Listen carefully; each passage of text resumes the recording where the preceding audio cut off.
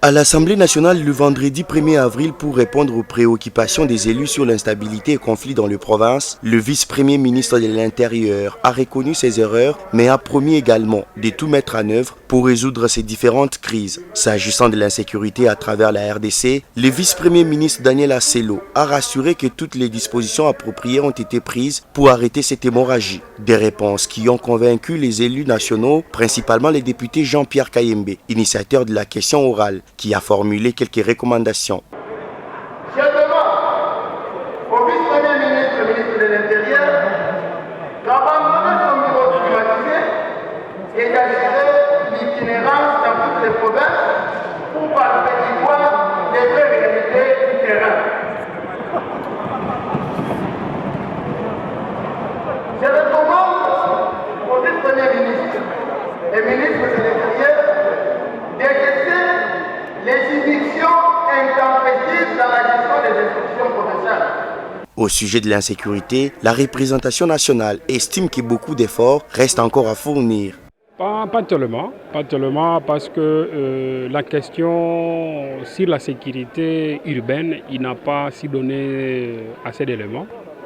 Mais il a quand même dit qu'il va déployer, il va renforcer des unités classiques. On ne sait pas si c'est quel genre d'unité classique qu'il va amener dans des villes. Moi, j'avais évoqué la ville de Butembo, qui n'a pas assez d'éléments de police. J'avais évoqué la ville de Goma et Beni, qui sont des villes qui sont sous état de siège, mais qui malheureusement subit un registre de morts suite à la criminalité urbaine.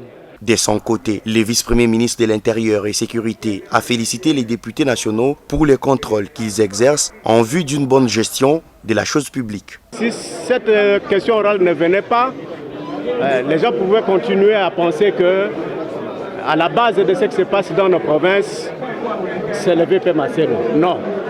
C'est comme ça que j'ai pris précaution de pouvoir rappeler à leur attention que lorsque je suis arrivé au gouvernement, j'ai trouvé 17 provinces en crise. Donc, quand je suis arrivé, j'ai trouvé 15 gouverneurs de provinces déchus de leurs fonctions. 2 qui étaient encore là et qui sont partis pendant que moi j'étais là. Tout ce que je devais faire et que la loi me permettait, c'est de prendre acte de la démission de ces gouverneurs-là. Je me suis étalé effectivement pour faire voir aux honorables députés nationaux qu'il n'y a rien de tendance ou de tendancieux dans ce que je fais. Membre du gouvernement Samalou Koundé, le ministre de l'Intérieur s'en sort donc indemne à l'Assemblée nationale. Après la déchéance le mercredi 30 mars dernier de Jean-Marie Kalumba, ministre de l'économie. Et les